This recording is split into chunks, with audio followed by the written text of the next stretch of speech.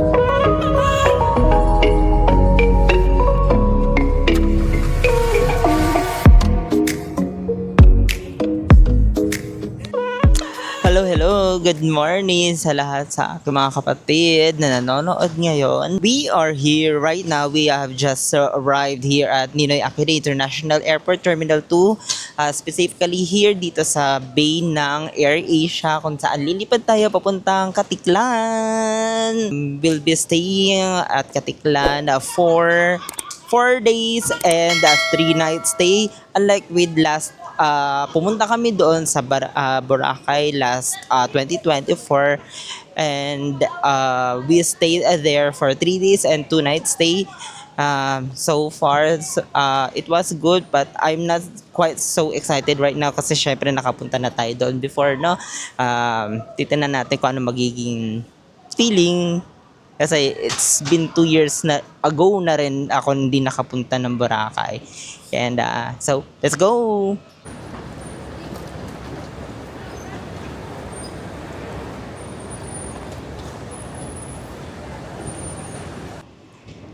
Hello, Tower! Okay, kapatid. Ito pa rin ang gamit kong luggage as usual. Actually, ito rin yung ginamit ko nung nasa Boracay tayo. And, ito ngayon is medyo nag-aalangan ako sa weight kasi medyo napapigat tayo. So, sana hindi tayo pagbayarin sa AirAsia. And kakasilip ko lang din dun sa AirAsia. Kakasilip ko lang din dito sa AirAsia check-in counter. Medyo maraming tao ngayon. So, ganito na ang facade ng NAIA Terminal 2.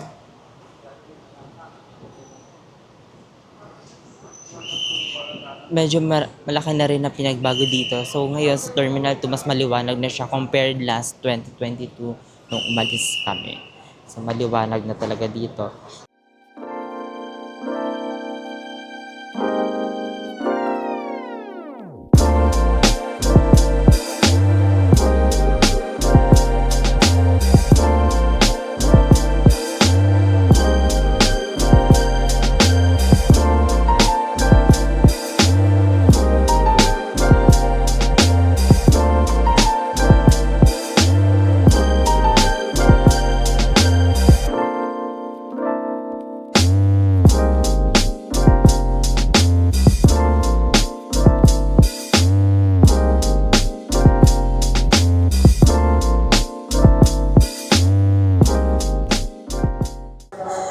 Okay, natapos na kami sa security. May nakita pa na hindi dapat makita doon sa security dahil pinaglaruan ng mga bata yung gunting at yung lighter. Tapos nag-excess baggage pa tayo. And nakakahasa, pinagpapawisan ako.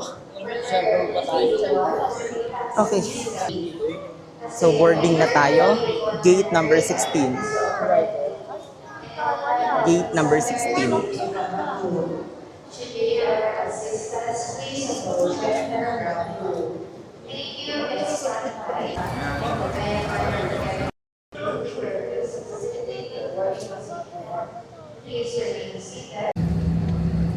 Passengers seated next to an emergency exit are requested to study the operation of these exits throughout the flight. Smoking in the toilet will activate the smoke alarm. Tampering the smoke detector is punishable by law. Thank you for your attention.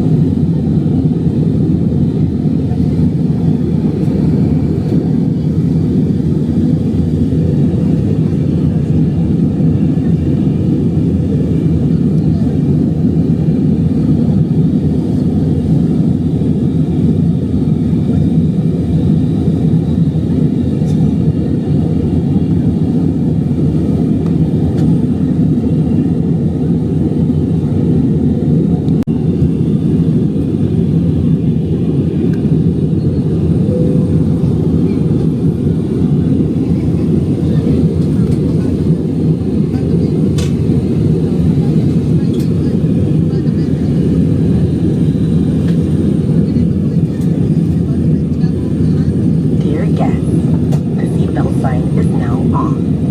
For your safety, please keep your seatbelt fastened whenever you are seated.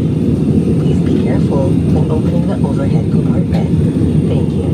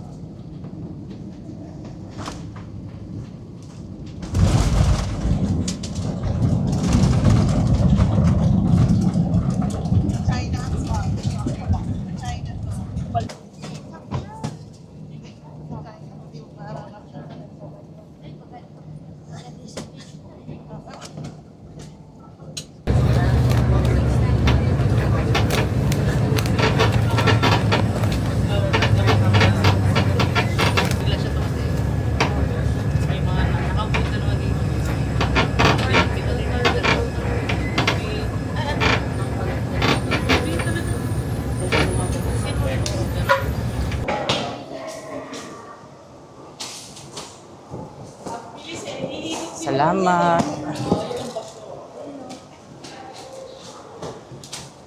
Ano pa, wala na? Nakuha na natin yung luggage natin from the carousel. Okay, so dahil nakuha na natin yung luggage natin from the carousel, and let's go ahead and go to Katiklan Port. So kung gusto nyo mag-travel or mag-tour dito sa Boracay, so meron dito mga vans and buses or parang mini jeep, mga coasters, kung saan dadalhin kayo sa Katiklan Port, and dire-diretso na yan. Meron mga package tour din ng mga kasama na, which is yung here to Katiklan Airport, and dadaling kayo up to your destination sa inyong hotel.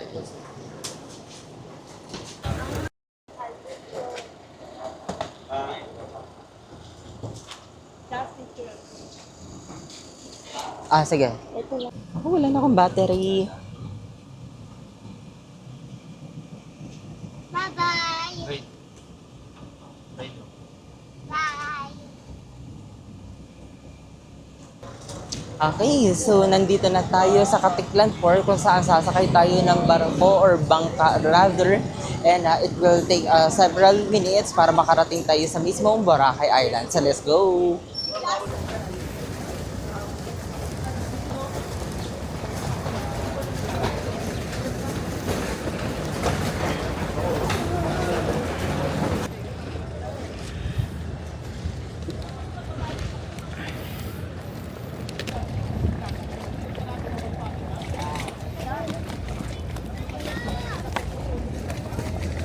Ano yan?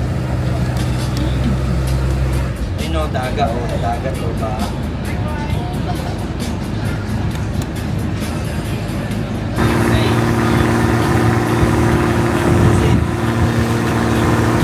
Diretso daw sa iyo ito. Yung mga bus. Diretso na natin.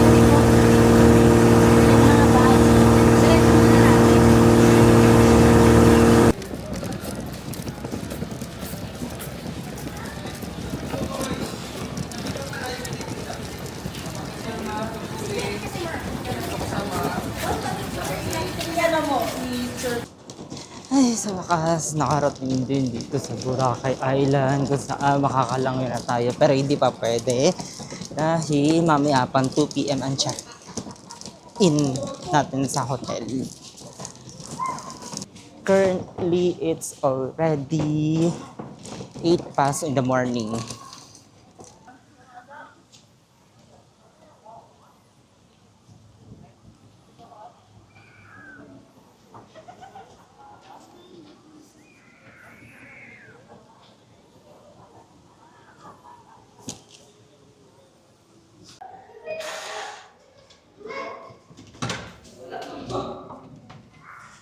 Hello, hello, hello!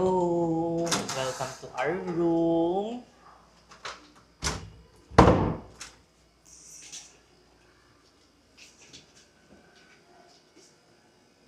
Okay, so nakapasok na tayo. Time check, it's already 1 in the afternoon or ng tanghali. Sa wakas, nakapag-early check-in na tayo at makapagpahinga na tayo. Policy dito is 2 p.m. ang check-in and 12 p.m. or 12 noon ang check-out time. Pero napagbigyan tayo for early check-in 1 hour early. And good thing, pagbigyan tayo dahil makapagpahinga na rin tayo sa wakas. And as of the moment, wala pa akong lunch. Pero I'll try to get my lunch in a later or in a bit. Hopefully, kayanin ng katawan ko. Kasi pagod na ako, wala pa akong tulog. More than 24 hours na rin gising dahil maaga ang flight natin kanina. I'll refresh or I'll freshen up first para at least fresh tayo. And mamaya gagala tayo sa labas. Okay? Okay, so bale, this one is hindi ko masabi, 2 double bed size. Ayan, 2 kama siya. And, so, dito naman, meron dito is parang balcony siya. Papakita ko sa inyo. By the way, dito rin kami nagstay dito sa labas. Dito rin kami nag-stay last 2024, dito rin mismo sa mismong unit na ito. last 2024. Tapos dito sa room na to, provided na dito ang cabinet, then meron dito TV, and then meron ding mini refrigerator. Tapos, so dito naman tayo sa bathroom nila. Hopping lang natin. Ay, paano nga ba yung light dito? Ba't walang light? Sige, papaayos natin yan mamaya. But anyways, so ito siya. So, ito ang sink. Ayan ang bowl. So, malinis naman siya. Simple and then malinis. May shower. And then, mirror. Okay? So, nakapag-room tour na tayo. Dito pala tayo nag-stay dito last 2024. Dito din mismo sa unit na to. Dito sa second floor. Okay, so here we are. Kakain na tayo ng lunch. Medyo late na rin. Mag-aalas-dos na ng hapon. What I have here is chicken inasal, which is binili natin sa Jasper. Saan pa nga ba tayo pupunta kung pagtipid-tipid din pag may time, no? Kapag tipid, so syempre ang takbuhan natin sa Jaspers kapag nandito kayo sa Boracay. Well, in fairness naman sa Jaspers dahil masarap talaga mga pagkain nila at saka mura compared sa mga iba, lalo na especially dito sa Boracay, lahat ng mga pagkain nila is mahal. Ipapakita ko muna sa inyo ang chicken inasal.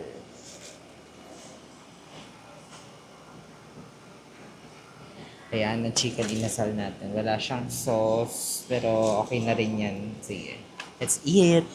Okay, so first time tayong kakain na mang inasal. Kakain tayo ng chicken inasal ng Jaspers. Usually kasi kinakain ko sa Jaspers is yung may mga masarsa or may sabaw. Pero first time tayo kakain ng chicken inasal nila. Okay, let's try!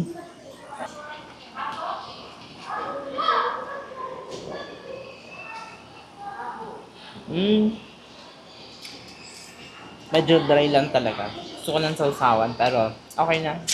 Sulit naman na sa pera. Okay na ito na. At saka gutom na rin talaga ako. Hindi ko na kaya ng gutom nito. Tapos sobrang pagod pa. Puyat.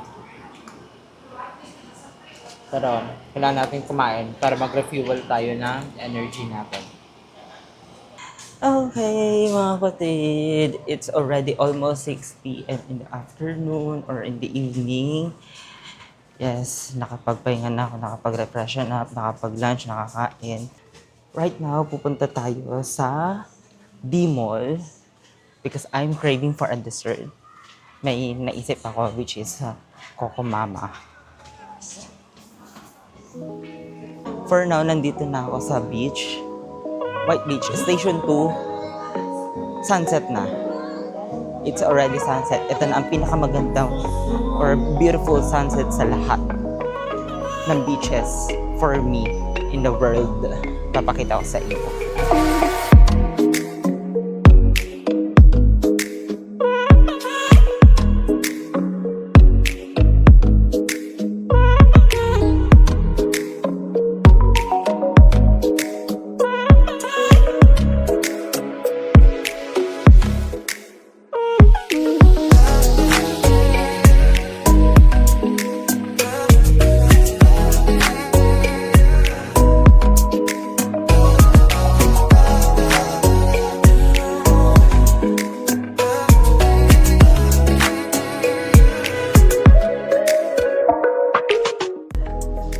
Okay, so natapos na tayo sa picture-picture natin. Na-picturean na rin tayo ng Bay May Bayaw.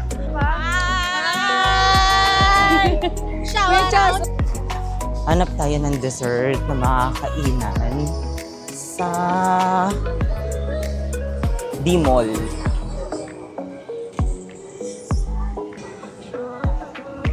Ayan, kung nakikita nyo ang D-Mall, papakita ko sa inyo.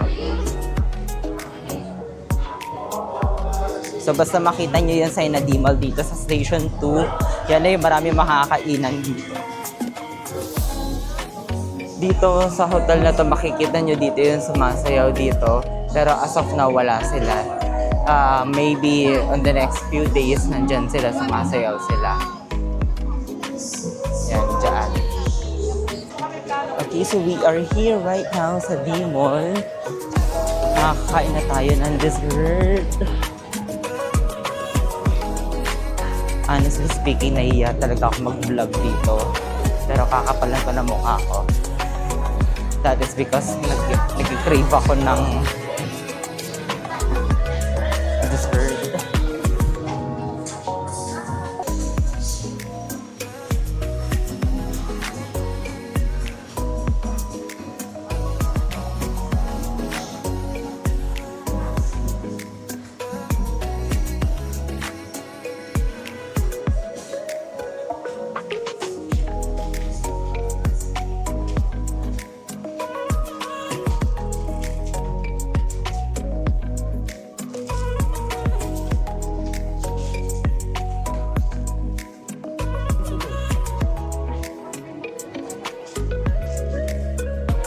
Hindi ako sure kung nandito pa yung Coco Mama. At hopefully nandito pa sila.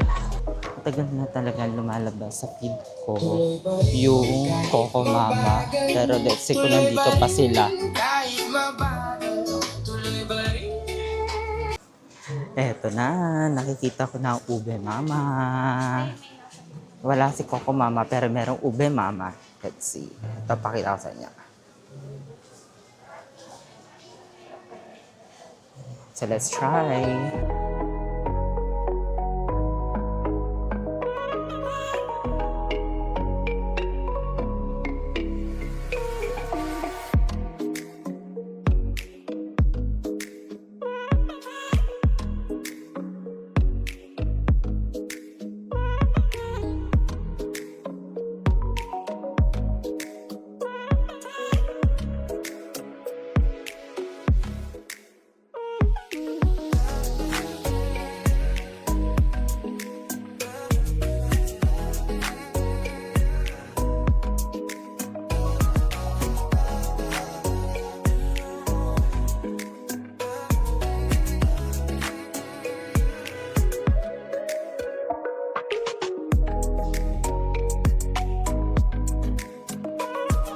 So, ito, nabili ko to for 320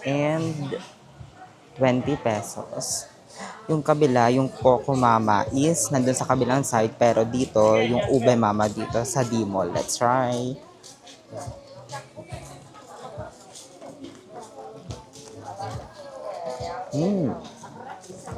So, it's very refreshing. Hindi siya ganun katamis.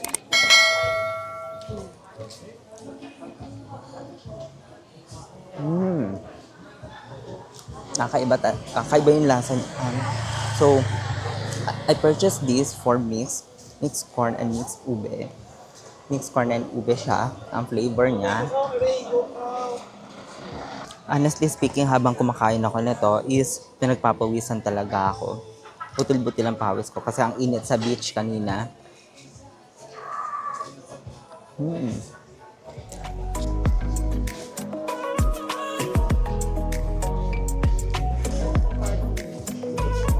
So I would say it's definitely a worth try na tikman nyo talaga ito kasi akala ko nung una kasi dahil mahal siya pero sulit naman pala.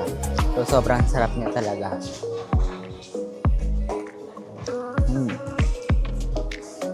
Yung lasa ng corn, malinamnam pa talaga kasi malalasahan mo yung corn pagka-corn niya.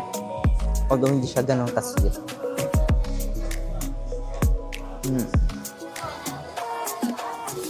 Tapos meron ditong puti. And I don't know if this is lychee. So, ganyan siya. Parang siyang lychee na parang yung parang bilo-bilo sa atin. Pero tikman natin ito.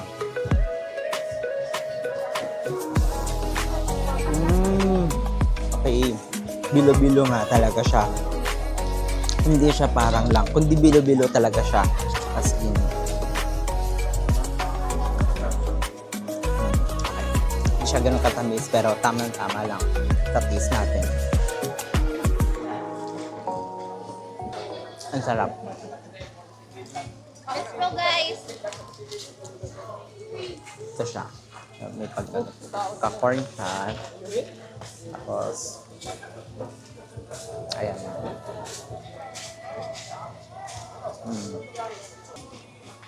Tapos, andito yung ice cream niya. Nalo siya. Okay. Sob naman pala. Okay. Ibang-iba talaga yung lasa niya. Promise. Meron din dito halo mango tree. Meron dito branch. Meron din dun sa kabila. Dun sa mismong station to sa beachfront. So, titikman natin yan sa susunod na araw or maybe because tomorrow, titikman natin siya. Okay, so this is the sunset or the night at life here in Boracay in our first day and first night. So dito sa Epic, pupunta rin tayo dyan, magbabar tayo or so we're gonna be having fun together with my family. Tapos nandun ng D-Mall. So magkalapit lang silang dalawa. So this is Station 2, ang pinakamataon station sa area dito sa Boracay Island ko. Ito talaga ang pinaka-perfect sa lahat, ang sunset. Yan. Basta kapag nag-sunset na or lumubog na ang araw, sobrang baba na dito ng tubig. Sobrang baba na dito ng tubig basta lumubog na ang araw. Sunset na talaga. So kung dito pa lang sa baba, puro lumot na nga dito actually. So pagdating doon, pag bumaba na siya,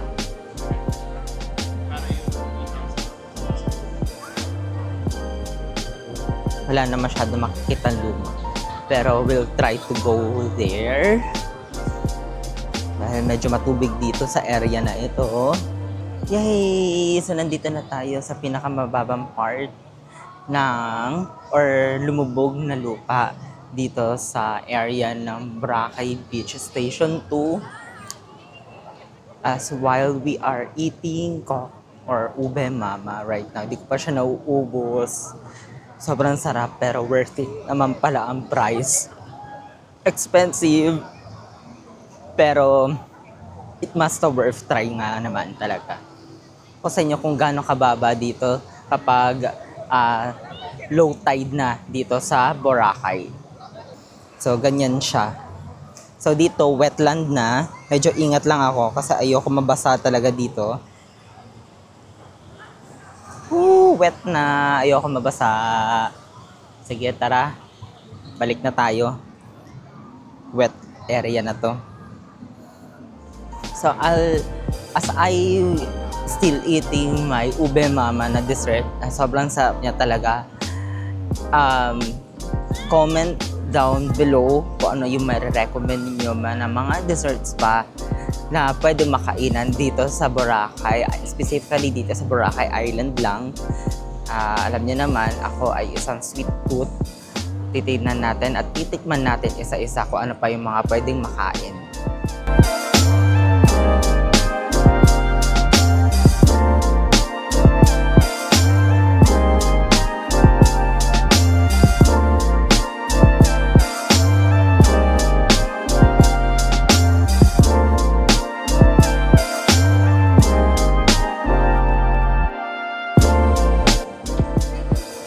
So ito yung tinutukoy ko sa inyo na isa pang branch na Halo Mango. Dalawa ang branch na dito. I'm not sure kung meron pa sa iba pang station, kung meron pa ibang branch sila dito. Alam nyo mga kapatid, katatapos ko lang kumain ng dessert. Pero kakain tayo ng dinner. Baliktad talaga ang mundo. Nauna ang dessert ko kaysa sa dinner. So, paano to? Busog na tayo ngayon. Pag ganitong oras, nightlife na. Nightlife, in a sense, magbabar. Tapos niyaya pa ako pumunta ng Epic. Eh di sige, G tayo dyan, no? Siyempre, hindi tayo aayaw.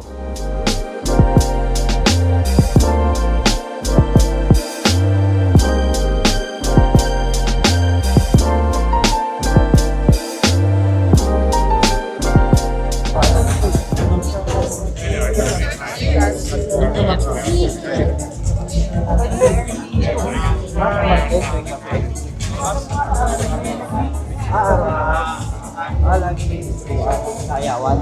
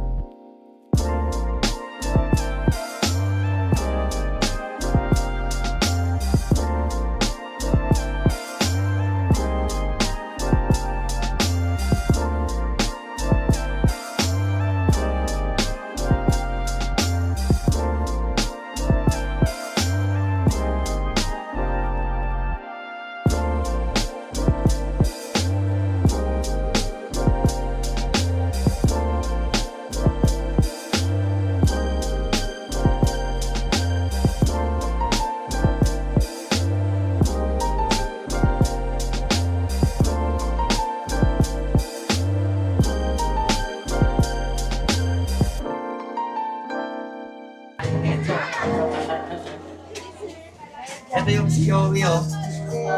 COE. Guardian, 199 na lang. May card po kayo kasi.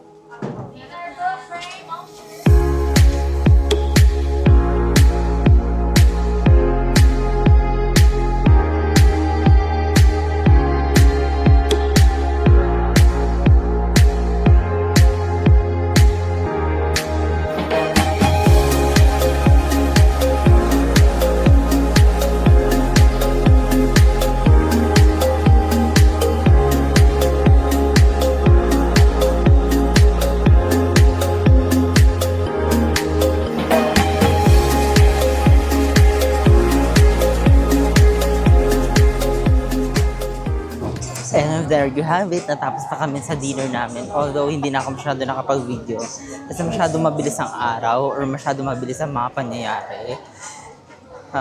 Kung ako lang talaga mag-isa makakapag-video talaga ako ng maayos. Pero ewan ko, bakit ang bilis-bilis ng oras, ang bilis ng mga pangyayari, no? So balik muna tayo sa hotel natin.